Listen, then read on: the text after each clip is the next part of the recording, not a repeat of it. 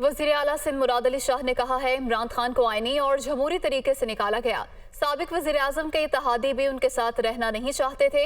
इक़्तिदार से महरूम chairman PTI ने बहुत कुछ सीख लिया होगा, अब संजीदगी आनी चाहिए। वो कराची में तकरीब से खिताब कर रहे थे।